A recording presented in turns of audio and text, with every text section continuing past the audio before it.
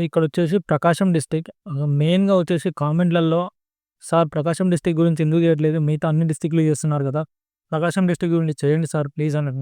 So, వాళ్ళ కోసమే చేస్తున్నాను. సో, ఎవరైతే వీడియోలోకి వెళ్ళే ముందు చిన్న విజ్ఞప్తి ఏంటి అంటే, మీరు ఖచ్చితంగా వీడియో చూసేటప్పుడు ఖచ్చితంగా లైక్ చేయండి. మీరు లైక్ చేస్తేనే యూట్యూబ్ ఆల్గారిథం అనేది ఈ ఇన్ఫర్మేషన్‌ని ఇంకొకరిని చూడడానికి షేర్ చేస్తుందనమాట. ఒకవేళ మీరు లైక్ చేయకపోతే యూట్యూబ్ ఆల్గారిథం వాళ్ళకిది షేర్ చేయదు. సో, దానివల్ల ఈ ఇన్ఫర్మేషన్ అనేది వాళ్ళు తెలుసుకోలేరనమాట. సో, మీరు లైక్ కొట్టడం వల్ల ఈ ఇన్ఫర్మేషన్ ఇంకొంతమందికి చేరుతుంది. సో, దాంతో పాటు ఆ 5000 సబ్స్క్రైబర్స్‌కి కొంచెం దగ్గరలో ఉన్నాను. సో, ఎవరైతే సబ్స్క్రైబ్ చేసుకోలేదో సబ్స్క్రైబ్ చేసుకోండి. సో, మెయిన్‌గా వచ్చేసి గవర్నమెంట్ నుండి వచ్చే ప్రతి వెల్ఫేర్ స్కీమ్స్, దాంతో పాటు సెంట్రల్ గవర్నమెంట్, స్టేట్ గవర్నమెంట్ వచ్చే వెల్ఫేర్ స్కీమ్స్‌తో పాటు గవర్నమెంట్ జాబ్స్ ఎలాంటి గవర్నమెంట్ జాబ్స్ పడ్డా మీకు ఎమ్మటే నోటిఫికేషన్స్ అనేది అప్డేట్ ఇస్తాను. సో, ఇక్కడొచ్చేసి ఎస్‌జిటి చూడండి. సో, మనం నార్మల్‌గా చాలామంది అభ్యర్థులైతే ఈ నార్మలైజేషన్ వల్ల ఇప్పుడు చాలా లాస్ అయినారు. సో, కొంతమంది అభ్యర్థులకైతే నార్మలైజేషన్‌కి ముందు ఒక కనీసం ఒక 78 మార్క్స్ ఉంటే నార్మలైజేషన్ తర్వాత మార్క్స్ పెరగకపోక వాళ్ళొచ్చేసి 70కి పడిపోయినారు. సింపుల్‌గా మీరున్న పక్కన మీకు ఎవరైతే తెలుసో ఫ్రెండ్స్ వాళ్ళతోటి ఒకసారి కంపేర్ చేసుకోండి. కొంతమందికి డ్రాస్టిక్ చేంజ్ వచ్చింది ఒకటేసారి కట్ ఆఫ్ తర్వాత. ఇంకొంతమందికి డ్రాస్టిక్‌గా తగ్గిపోయింది. సో, అంచనాలనేవి తారుమారైపోయినాయి ఇక్కడ. సో, దానివల్ల ఎవరికైతే ఇలా జరిగిందో అది వాళ్ళ బ్యాడ్ లక్ అని చెప్పుకోవాలి. ఎందుకంటే మనం ఏం చేయడానికి లేదు. ఒకే పేపర్, ఒకే సిస్టమ్ పెట్టేస్తుంటే తెలంగాణ తరఫులో సో, ఖచ్చితంగా ఇలాంటి తప్పులనేవి జరగకపోయేవి. సో, ఎవరైతే అభ్యర్థి ఇంతకుముందు గట్టి నమ్మకం పెట్టుకున్నారో జాబ్ వస్తుందని, సో, ఇప్పుడైతే ఆశలు లేకుండా అయిపోయాయన్నమాట. సో, ఎవరైతే ఆ షిఫ్ట్‌లలో ఎ ఎ ఎగ్జామ్ రాసారో వాళ్ళకి మార్క్స్ పెరిగాయో, సో, ప్యూర్‌లీ లక్ బేస్డ్ అని అయితే చెప్పుకోవచ్చు. సో, కొన్ని షిఫ్ట్‌లకైతే ముఖ్యంగా 17థ్ మార్నింగ్ ఎవరైతే రాసారో వాళ్ళకసలకి మార్క్స్ అనేవే యాడ్ కాలేదు. సో, ఎస్‌జిటి వచ్చే విషయం నేను ఫస్ట్ నుండి చెప్తున్నానన్నమాట. మినిమమ్ 75-90 మధ్యలో స్కోర్ చేసిన మెంబర్స్‌ని కొంచెం ఎక్కువ చూస్తామని చెప్పేసి, మిగతా అన్ని మిగతా కర్నూలు గాని, ఇంతకుముందు గుంటూరు గాని, చిత్తూరు గానితోటి పోల్చుకుంటే ఎస్‌జిటిలో కొంచెం ఇక్కడ స్కోర్ అనేది 90 అబోవ్ స్కోర్ చేసిన వాళ్ళు చాలా తక్కువనే ఉన్నారు. ఇక్కడ చూడండి మీకు ఈ మొత్తం వచ్చేసి ఎస్‌జిటి మండ. సో, ఇక్కడ చూడండి 90కి పైగా స్కోర్ చేసిన వాళ్ళొచ్చేసి ఓన్లీ 8 మెంబర్స్ మాత్రమే ఉన్నారు. ఇక్కడ 80కి పైగా స్కోర్ చేసిన వాళ్ళు చూడండి ఎంతమందున్నారో. ఇక్కడ చూడండి 80 ఓన్లీ పాయింట్ డిఫరెన్స్‌లో ఇక్కడ చూడండి. ఇది మొత్తం 80యే. 1 మార్క్ కూడా 81 కూడా కాదు. ఇక్కడ చూడండి ఇక్కడి నుంచి మొత్తం 80యే. ఈ 80 పాయింట్లలో డిఫరెన్స్ వస్తుంది చూడండి. ఇక్కడి వరకి. దాదాపు 168-195 అంటే నియర్లీ 30 మెంబర్స్ దాకా మొత్తం 81 కూడా కాదు. మొత్తం పాయింట్స్‌లలో 0.1, 0.2, 0.3 ఈ యొక్క రేంజ్‌లోనే జాబ్ పోగొట్టుకునే వాళ్ళు చాలా మంది ఉన్నారనమాట. సో, ఇంతలా ఉన్నప్పుడు కట్ ఆఫ్ అనేది ఎంత మీరు 80 స్కోర్ చేసినా కూడా సో, మీకున్న కేటగిరీని బట్టి జాబ్ వస్తదా? రాదా? అని కూడా చెప్పలేం. ఇది కేవలం నార్మలైజేషన్ వల్ల కట్ ఆఫ్ అనేది పెరిగింది. ఇంతకు ముందుకు అట్లా లేకుండే. ఇవన్నీ స్కోర్స్ అనేవి మనం ఇంత 194కి వచ్చిందంటే మనం ఖచ్చితంగా ఈ స్కోర్ ఎక్కడ చూస్తుంటిమి 73, 72 దగ్గర చూస్తుంటిమి. సో, ప్రతి ఒక్క అభ్యర్థికి చదివిన వాళ్ళకి చదివినాను ఒక సాటిస్ఫాక్షన్, మార్క్స్ వచ్చినాయని ఒక సాటిస్ఫాక్షన్, కనీసం జాబ్ రాకపోయినా నేను మంచి కాంపిటీషన్ ఇచ్చానని ఒక సాటిస్ఫాక్షన్ ఉండేది. కానీ ఇప్పుడు అలా లేకుండా అయిపోయింది. కేవలం నార్మలైజేషన్ వల్ల. ఇది చూడండి 80 వరకు 195 మెంబర్స్ ఉన్నారు. సో, ప్రకాశం డిస్ట్రిక్ట్‌కి ఉన్న పోస్టులన్నీ ఎస్‌జిటికి ఆల్రెడీ 80 మీద స్కోర్ చేసిన వాళ్ళు ఎంతుంటే కనీసం హోప్స్ పెట్టుకొని ఇక్కడ చూడండి 75 అనేది మంచి స్కోర్. 75 అనేది చాలా మంచి స్కోర్. అయినా చూడండి 75 లీస్ట్ ఇక్కడొచ్చింది ఇక్కడ 433 మెంబర్స్ ఉన్నారు.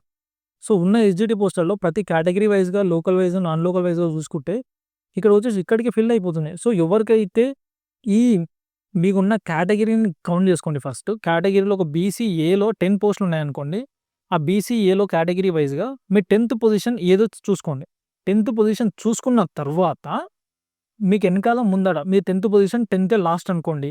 ఆ తర్వాత ఎవరైతే అభ్యర్థులు ఉన్నారో మీరు తొందరపడకండి. ఇదేంటంటే మీరు జాబ్ 0.5లో పోయింది అనే ఒక హోప్‌నైతే వదిలేసుకోకండి. ఎందుకంటే ఇప్పుడు పీజీటీ, టీజీటీ, ఎస్ఏలో ఎవరైతే పెర్ఫార్మ్ చేశారో వాళ్ళు ఒకటే అభ్యర్థి మల్టిపుల్ ఎగ్జామ్స్ రాశారు. నేను ఇంతకు ముందుకు ర్యాంకర్స్ అని చెప్పేసి ఒక వీడియో చేశాను. అందులో ఒక పర్సన్ వచ్చేసి పీజీటీ సాంస్క్రిట్‌లో టాప్ ర్యాంకర్. తర్వాత ఆహ్, తర్వాత ఎస్‌జిటిలో టాప్ ర్యాంకర్. ఎస్‌జిటి కాదు టీజీటీ. టీజీటీలో టాప్ ర్యాంకర్. ఇక్కడ చూడండి ఈ రెండిట్లో అతను ఒకటే పోస్ట్ చూజ్ చేసుకోవాలి.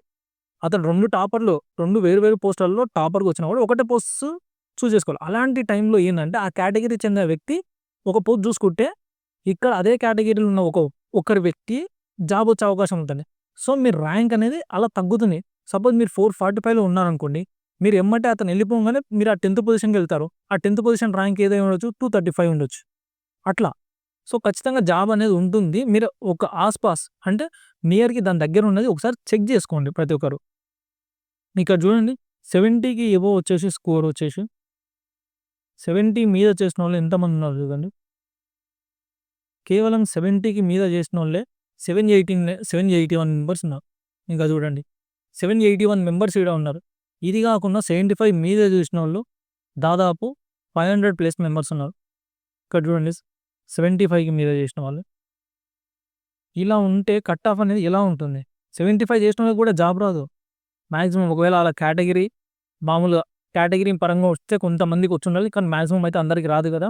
సో, చెప్పడానికి కూడా కొంచెం ఇబ్బందిగా ఉంది.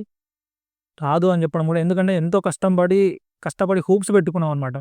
సో, ఒక్కసారిగా తలకిందులైపోయేటాలకి ఉన్నాయి. ఈ స్కోర్‌లు చూడండి ఒకసారి. ఈ స్కోర్‌లు, ఈ స్కోర్‌లు చూస్తుంటే నార్మలైజేషన్ అనేది అనవసరంగా. సో, చాలామంది నష్టపోయారు. సో, ఇంకా మనకు ప్రతి ఇయర్ అనేది నోటిఫికేషన్ ఉంది. సో, ఎవరు కూడా డిసప్పాయింట్ అవ్వకండి. ఇదొచ్చేసి ఇప్పుడు ఎస్సే చూద్దాం. ఎస్సేలో ఓకే. ఎస్సే బావుంది. ఇక్కడ చూడండి ఎస్సే అనేది మామూలుగా బెటర్. ఎస్‌జీటీ ఒకటి అట్లున్నది గానీ, ఇక్కడ చూడండి 80కి మీద స్కోర్ చేసినవాడు మనం నార్మల్‌గా చెప్పుకున్నాం. వేళ్ళ మీద లెక్క పెట్టొచ్చని చెప్పాం. ఓన్లీ నలుగురు మాత్రమే ఉన్నారు. ఇక్కడ 79 నుండి ఇంకా ఇది ఇంకా బెటర్ చూడు. 75 మధ్యలో. ఇది అసలైంది రావాల్సింది. ఎస్‌జీటీ కూడా ఇదే విధంగా రావాలి. చూడండి ఇది మధ్యలో ఎంతమందున్నారు? 5-10 మొత్తం 10 మంది మాత్రమే 11 మంది ఉన్నారు. ఎందుకు? 75 నుంచి 80కి మధ్య చేసినాం. ఇప్పుడు చూడండి 75 నుండి కొంచెం 75 నుంచి 70కి మధ్యలో చేసినోళ్ళు 70 మధ్యలో చేసినోళ్ళు ఎంతమంది? ఓ 15 ఇది ఒక 43 అంటే ఇది ఒక 20+ మెంబర్స్ మాత్రమే ఉన్నారు. సో, చూడండి 44 ర్యాంక్ అతనికి కూడా 69 ఇక్కడ తెలుగు. సో, కేటగిరీ పరంగా ఎవరైతే ఉన్నారో రిజర్వేషన్ పరంగా ఒక జాబ్ వచ్చే వ్యక్తికి 69 మార్కులు వచ్చినా కూడా స్కోప్ ఉంది. జాబ్ వచ్చే అవకాశం ఉంది. ఇక్కడ ఒక రీజనబుల్ ఉందన్నమాట. ఏది? ఎస్ఏలో. అదా ఎస్‌జీటీలో లేదు. ఇలా చూడండి ఇంకా 60 ఉన్నోళ్ళు ఎందుకంటే 100 లోపు ర్యాంకే ఉన్నోళ్ళు చాలామంది చూడండి. 60 ర్యాంక్ వచ్చు చూడండి. 60 మార్క్స్‌కి కూడా ఇక్కడ ఎస్ఏలో 118 ఇప్పటికి కూడా కేటగిరీ ప్రకారంగా నేను చెప్పినట్టు మీరు ఎలా చూసుకోవాలి ర్యాంక్ కార్డ్‌ని అని చెప్పేసి మీకు అర్థం కాకపోతే వీడియో చూసాను. అది అందులో చూడండి మీకు కరెక్ట్‌గా అర్థమైపోతుంది. ఇక్కడ వీళ్ళకి కూడా జాబ్ వచ్చే అవకాశం ఉంది కేటగిరీ పరంగా.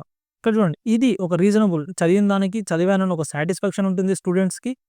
ఇలా ఉంటే కట్ ఆఫ్ కూడా ఇట్లా రీజనబుల్‌గా ఉంటాయి. ఇక్కడ చూడండి స్కోర్ అనేది కొంచెం తక్కువ వచ్చిన 45 వచ్చినా కూడా 442 ర్యాంక్ తక్కువగా అనిపిస్తుంది. కాంపిటీషన్ ఇచ్చాను ఒక ఫీలింగ్ ఉంటుంది.